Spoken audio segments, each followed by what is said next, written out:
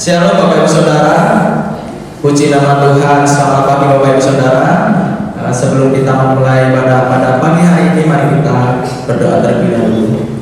Bapak kami yang berada dalam kerajaan surga, kami mengucap syukur Tuhan buat penyertaan-Nya Tuhan, buat berkat Tuhan yang sungguh melimpah Tuhan, kuasa-Mu yang selalu dahsyat dalam kehidupan kami. Terima kasih Tuhan, terima kasih. Dan sebentar kami akan memuji dan menyatakan nama Tuhan, layakan setiap kami Yesus, layakan setiap hidup kami Tuhan, sehingga ketika kami memuji nama Tuhan, kami dapat berkenan di hadapan Yesus. Terima kasih Tuhan, kami siap untuk memuji dan menyatakan nama Tuhan. Hanya di dalam Tuhan Yesus kami sudah berada dan bersyukur. Haleluya, amin. Puji nama Tuhan, mari kita nyanyikan pujian bersyukurlah.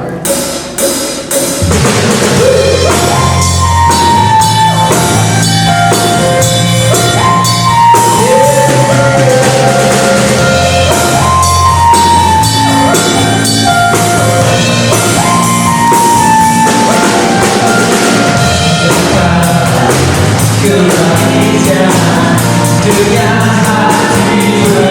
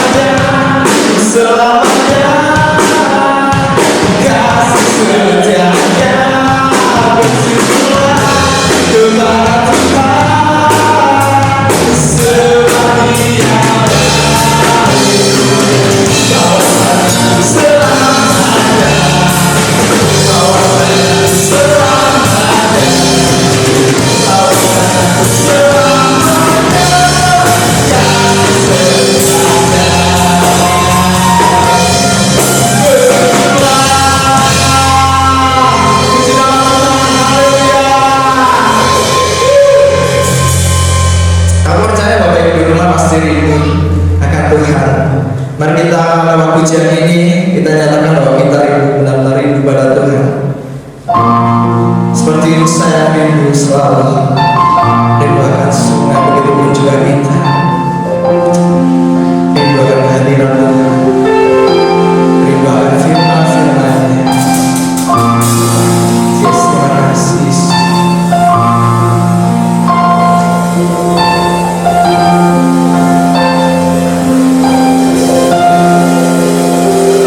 Seperti itu saya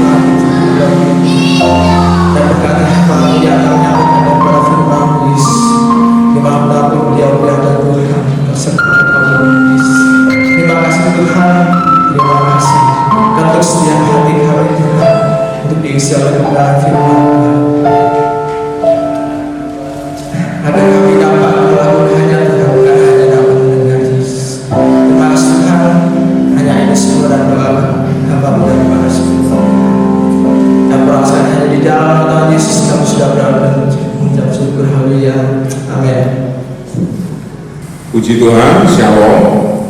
Bapak Ibu Saudara dikasih Tuhan, saatnya kita akan bersama-sama lagi merenungkan kebenaran firman Tuhan.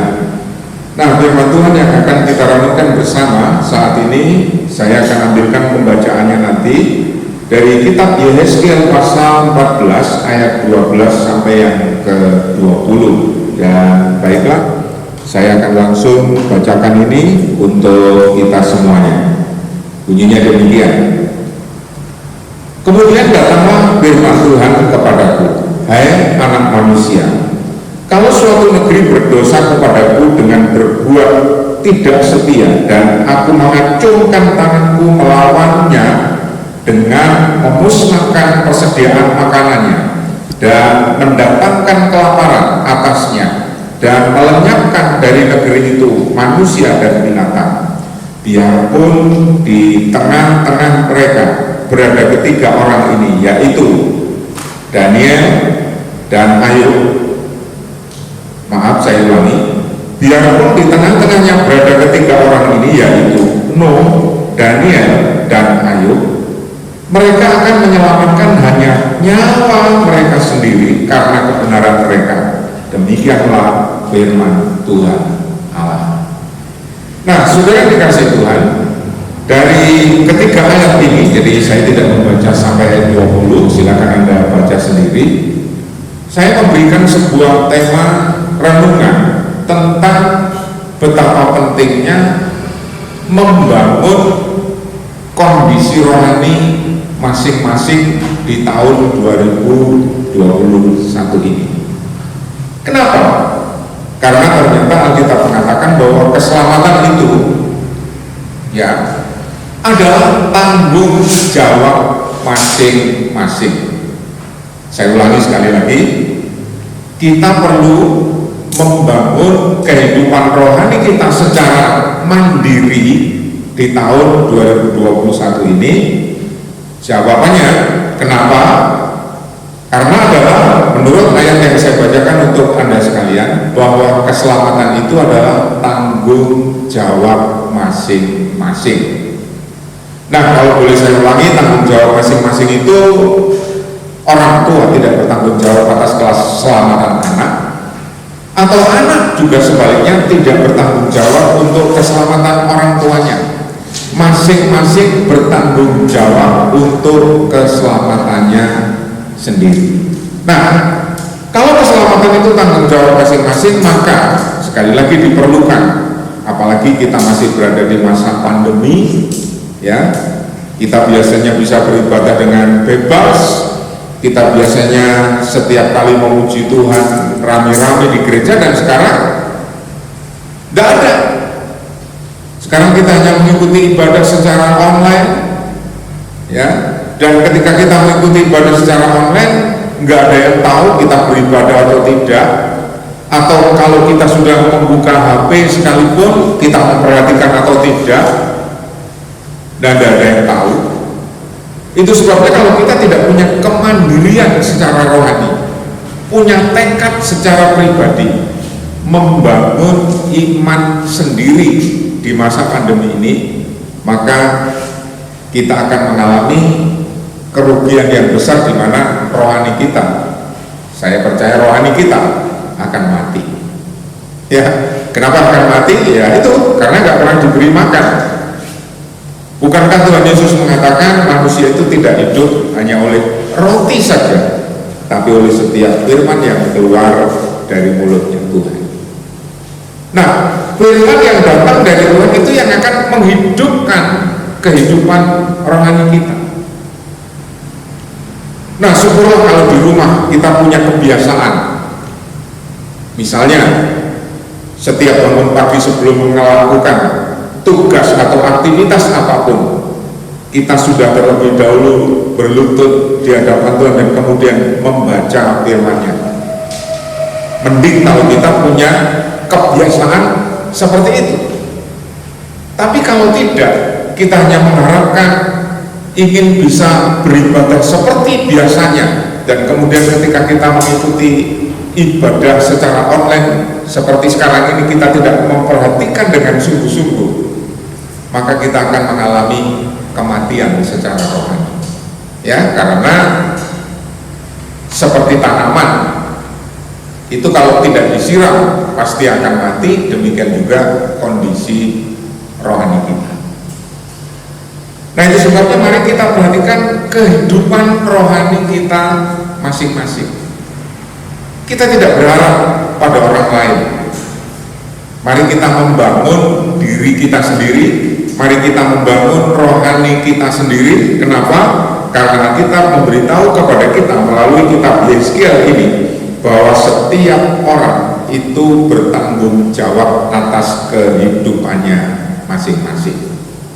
Nah, itu sebabnya ayat tadi mengatakan, ya, pemberitahuan Tuhan kepada seorang nabi bernama Yeskiel yang mengatakan, hai anak manusia, kalau suatu negeri berdosa kepadaku dan berubah setia, dan aku mengacungkan tanganku melawan dengan memusnahkan persediaan makanan dan mendatangkan kelaparan atasnya dan melenyapkan dari negeri itu manusia dan binatang. Itu kalau Tuhan murka seperti itu ngerinya.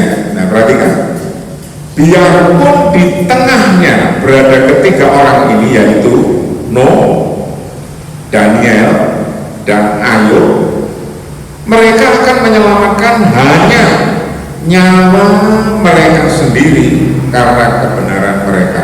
Demikianlah firman Tuhan. Nah, memang ketika kita belajar Alkitab secara keseluruhan, memang dikatakan tidak ada seorang pun yang benar. Ya, tetapi kitab Yeskiel ini secara jelas menunjuk tiga orang. Ya, yang walaupun kalau misalnya diteliti benar-benar, mereka masih punya kekurangan. Termasuk orang yang disebut Nuh ini. Ya, karena dia waktu selesai diselamatkan dari air bah, ternyata dia pernah minum anggur sampai mabuk dan kemudian terjadi sesuatu yang tentu sangat mempermalukan. Nah, memang kalau istilahnya itu dipetani, tidak ada seorang pun yang benar. Tapi kalau dilihat secara umum pada waktu itu dengan manusia rata-rata, maka juga ada ayat yang mengatakan bahwa Nuh itu adalah seorang yang mendapat kasih karunia Tuhan. Makanya ketika diperintah oleh Tuhan untuk Nuh itu supaya bisa membangun bahtera, maka Nuh melakukannya. Dan saya percaya kemampuan untuk membangun bahtera yang ada dalam diri Nuh itu bukan semata-mata kekuatan atau kemampuan Nuh sendiri, tapi itu adalah anugerah Tuhan. Ya, zaman itu masih begitu sulit, peralatan masih minim, dan harus membangun bahtera yang begitu besar itu bukan satu pekerjaan yang mudah. Ya, itu sebabnya Alkitab mungkin kalau di kitab Nabi Yeskiel ini menyebutkan, kalimat ini menyebut bahwa dia akan menyelamatkan sendiri nyawa mereka karena kebenaran yang ada di dalam diri mereka. Itu bukan semata-mata kebenaran itu mereka peroleh sendiri, tapi saya percaya sesuai dengan ayat yang saya sebutkan tadi, Nuh mendapat kasih karunia. Nah, saudara, kalau Nuh mendapat kasih karunia, bagaimana dengan Anda dan saya? Saya katakan sama. Jadi seperti Nuh mendapat kasih karunia Tuhan sehingga bisa melakukan apa yang diperintahkan oleh Tuhan, demikian juga kita di zaman perjanjian baru ini. Kita pada saat ini yang sudah mempercayai Yesus Kristus sebagai Tuhan dan Juru Selamat adalah digambarkan seperti orang-orang yang sudah masuk bahtera Nuh dan siap untuk diselamatkan. Nah, namun demikian kita tahu, sekalipun anugerah keselamatan sudah dilimpahkan kepada kita, posisi atau sebutan sebagai anak Tuhan, sebutan sebagai orang kudus ada di dalam kehidupan kita. Namun kita menyadari secara pribadi bahwa kita masih terus menerus secara pribadi mengadakan perbaikan dan perbaikan dalam diri kita masing-masing. Ketika seorang puas dengan kondisi rohaninya dan dia tidak mengadakan perbaikan lagi, maka disitulah sebenarnya awalnya dia jatuh. Ya, seorang hamba Tuhan yang pernah saya menjadi pengerja di Purwokerto, namanya Pendeta Filipus Budi Prayitno, sudah almarhum. Ya, dia mengatakan kepada jemaat dan kami yang diajarnya dengan satu peringatan bahwa ketika orang mau belajar menjadi lebih baik, itu digambarkan seperti orang yang mengayuh sepeda. Jadi digambarkan seperti orang yang sedang mendayung sepeda. Selama dia mendayung terus, selama dia menggenjot terus, maka sepeda itu akan berjalan. Tapi begitu dia berhenti, ya, apalagi jalan itu naik atau rata, maka sudah dipastikan dia akan jatuh kecuali dia pemain akrobat. Nah, itu sebabnya kita tidak boleh berhenti. Kita tidak boleh puas diri, apalagi di masa pandemi ini. Mari kita membangun iman kita secara mandiri.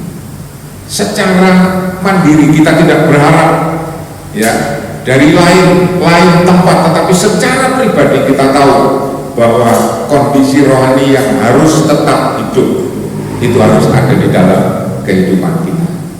Ya, jadi kalau kondisi rohani kita tetap hidup, maka saya percaya kita tergolong sebagai orang-orang yang hidup dalam kebenaran dan melakukan kebenaran.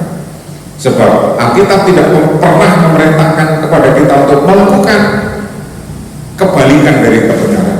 Alkitab tidak pernah memerintahkan kita untuk berbuat jahat.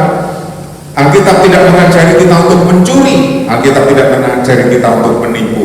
Alkitab tidak mengajari kita untuk bermalas-malasan, tapi Alkitab mengajari kita untuk rajin. Dan mari di tahun 2021 ini kita menjadi lebih rajin daripada tahun 2020. Kenapa? Karena setiap kita harus punya tekad ini. Hari ini aku harus menjadi lebih baik dari hari kemarin. Kalau kita semua punya tekad, hari ini aku harus menjadi lebih baik dari kemarin, maka kita akan mengadakan perbaikan masing-masing di dalam setiap pribadi kita. Ya, jadi kita tidak menunggu orang tua mungkin memerintahkan kepada kita, ayo waktunya kebaktian, ayo waktunya doa, ayo waktunya. Enggak.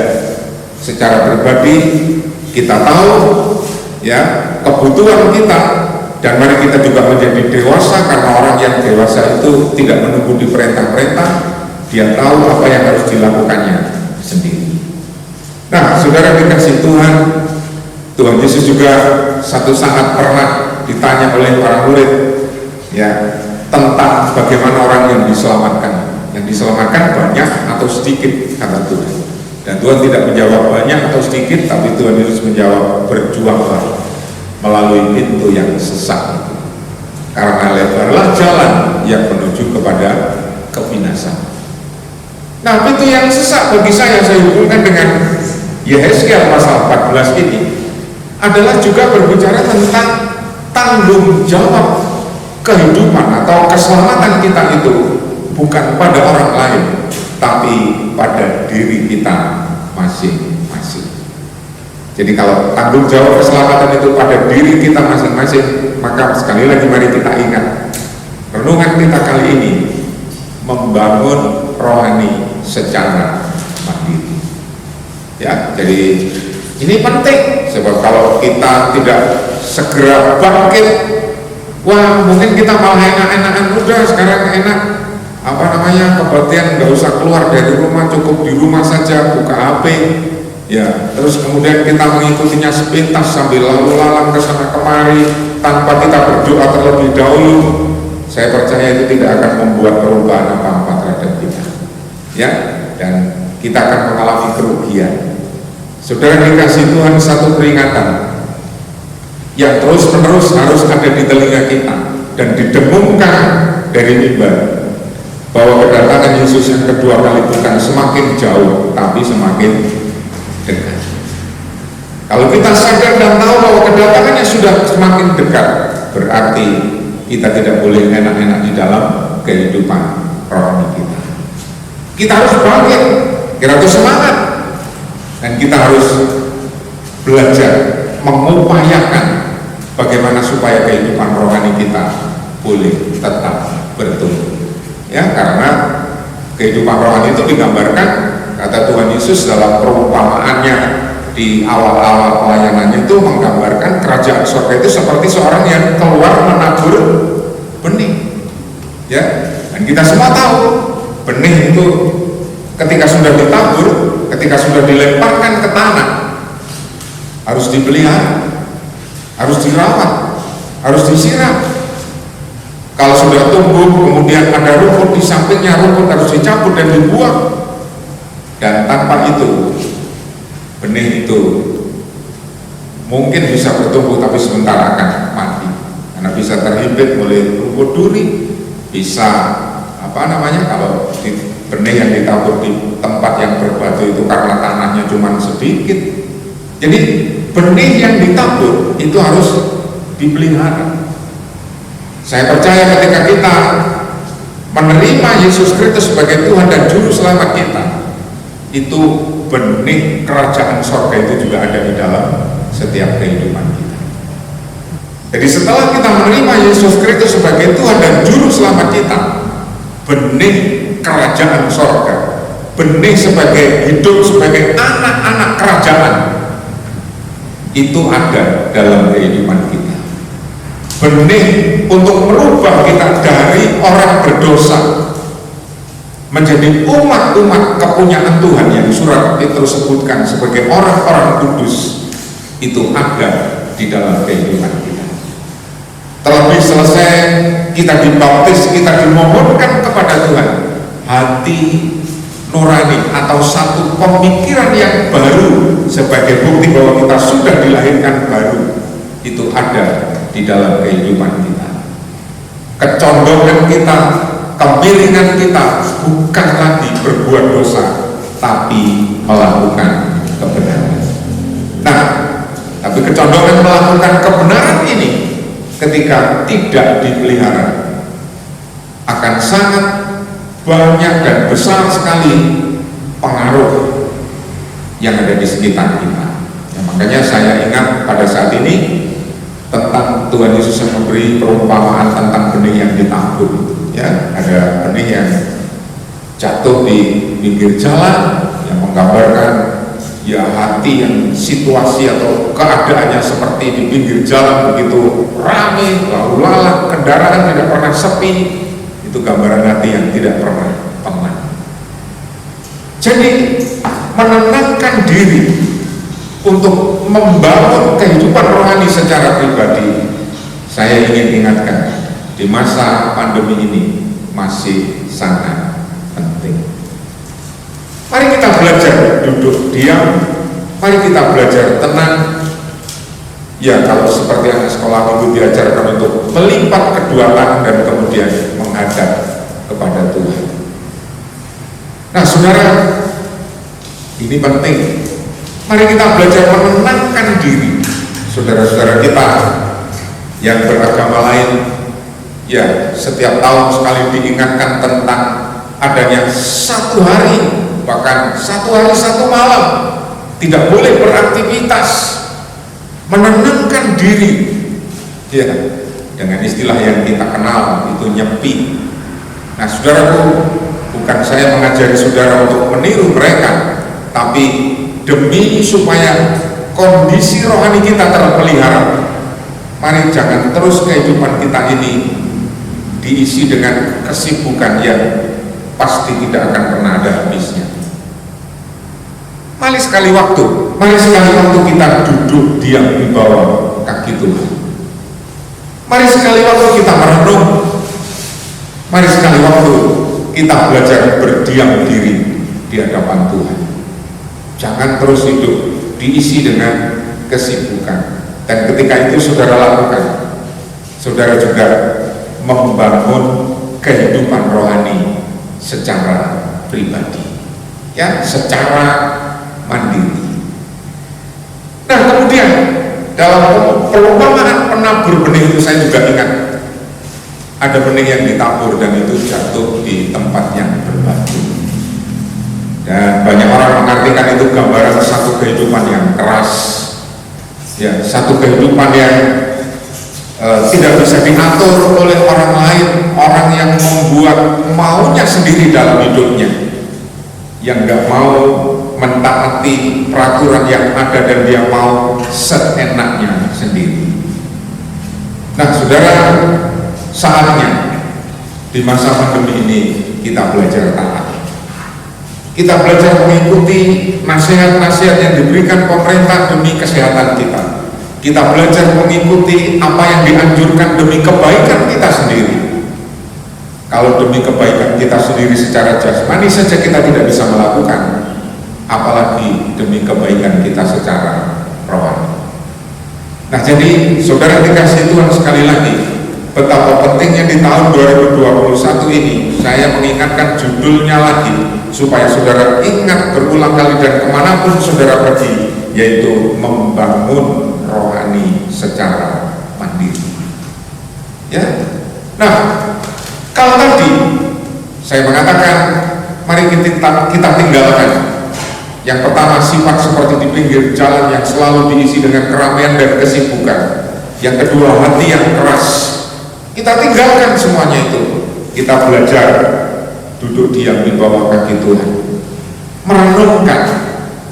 merenungkan apa yang Tuhan firmankan kepada kita, merenungkan bagaimana kehidupan kita di hari-hari yang lalu, mengevaluasi kembali kehidupan kita, melihat kembali ke belakang apa yang sudah kita lakukan, dan kemudian kalau kita tahu dan masih menemukan banyak kekurangan di sana sini, mari saatnya di tahun yang masih baru ini kita mengadakan perbaikan. Lagi perbaikannya demi kebaikan kita sendiri, maka kita lakukan itu secara mandiri. Nah, saudara sekalian, mari kita menjadi seperti benih yang jatuh di tanah yang baik. Mari kita menjadi seperti benih yang ditabur dan kemudian mendapatkan tempat yang cocok, sehingga Tuhan mengatakan benih itu kemudian bertumbuh, berbuah, menghasilkan ada yang 30 kali lipat, ada yang 60 kali lipat, dan ada yang 100 kali lipat. Jadi saudara dikasih Tuhan, kita perlu melihat kondisi rohani kita sendiri dan membandingkan dengan tahun kemarin. Dan ketika kita menemukan kekurangannya, mari kita bertekad, mari kita sama-sama memikirkan bahwa hari ini atau tahun ini kita harus menjadi lebih baik dari tahun kemarin. Dan kalau itu jawabannya iya, kita perlu mengadakan perbaikan. Dan perbaikan itu, saya ulangi berulang kali, dilakukan secara mandiri. Tidak ada yang menyuruh, kita duduk diam berdoa kepada Tuhan. Tidak ada yang menyuruh, kita secara rutin membaca firman Tuhan. Tidak ada yang menyuruh, secara giat kita mengingatkan orang lain untuk menjadi seperti diri kita, membangun rohani secara pribadi. Salah satu renungan yang pernah saya sampaikan adalah bahwa kita harus belajar melakukan kehendak Tuhan.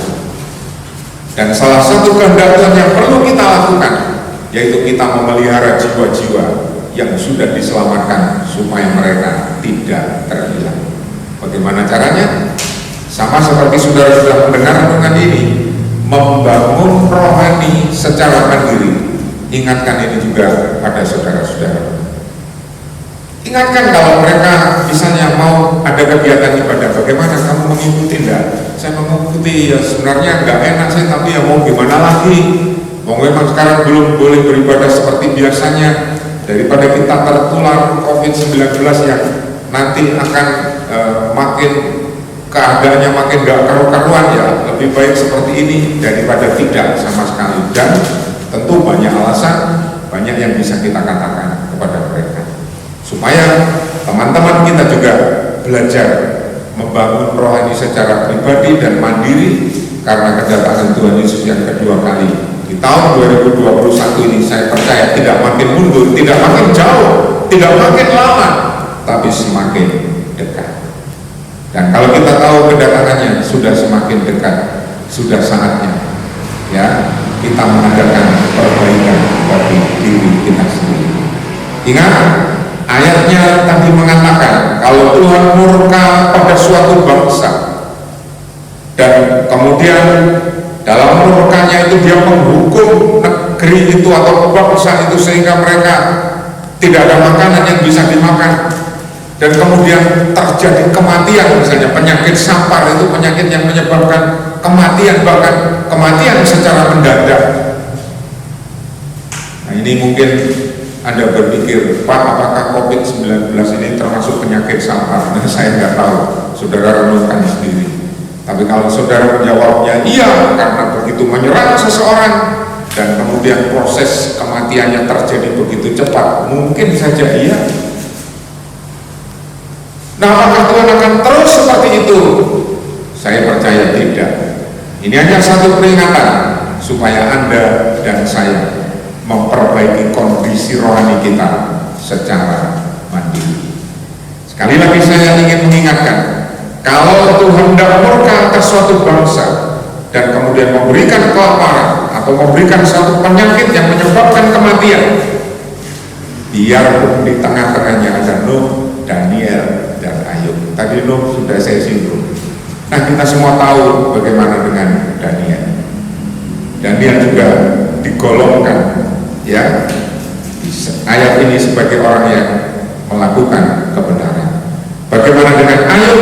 Nah, kita semua tahu Ayub juga dikenal oleh kitab Ayub itu sebagai orang yang melakukan kebenaran. Nah, pertanyaannya bagaimana dengan Anda dan saya?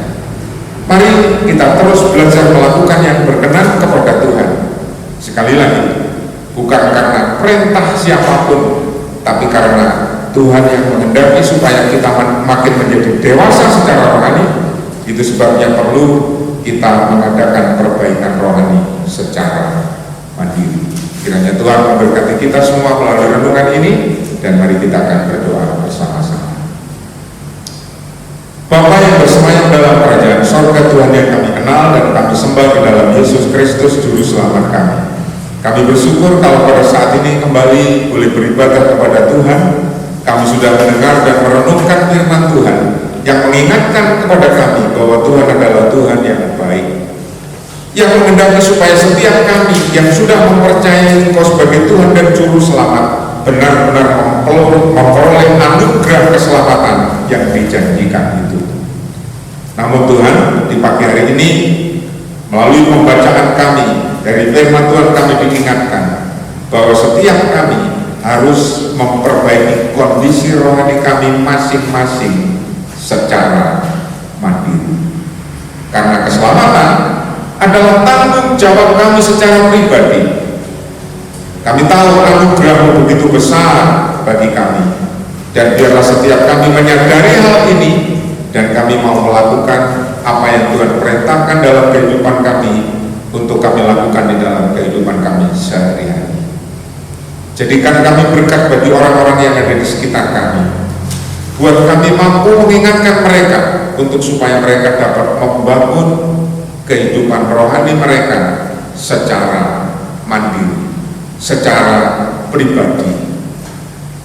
Mereka yang biasanya berharap bisa beribadah beramai-ramai, bertemu dengan sanak famili saudara, bertemu dengan teman-teman, tapi kali ini mereka masih belum bisa melakukan. Biarlah Engkau mengingatkan setiap kami dalam hati kami bahwa kami juga bisa tetap beribadah melalui sarana yang sudah disediakan oleh gereja, dan biarlah kami dapat memanfaatkannya dengan baik.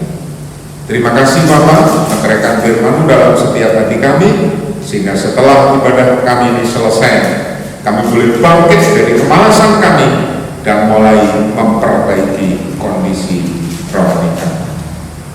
Kami yang diberkati oleh firman Tuhan ini, kami juga diberi kesempatan untuk memberi persembahan. Biarlah kiranya Engkau kuduskan setiap persembahan kami supaya berguna bagi hormat dan kemuliaan nama Tuhan. Terima kasih Bapa, kami percaya Engkau mendengar doa kami dan Engkau sudah memberkati kami melalui firman-Mu. yang kami dengar pada saat ini. Saudara yang dikasihi Tuhan, biarlah kiranya damai sejahtera sukacita berkat Tuhan yang berlimpah-limpah baik berkat jasmani maupun rohani menyertai menjadi bagian kita mulai saat ini sampai Maranatha Tuhan Yesus datang kembali menjemput kita di awan-awan yang terbit. Berkat ini kita terima dalam nama Tuhan Yesus Kristus, dan kita yang diberkati, mari bersama katakan amin. Puji Tuhan, sampai di sini renungan kita. Tuhan memberkati.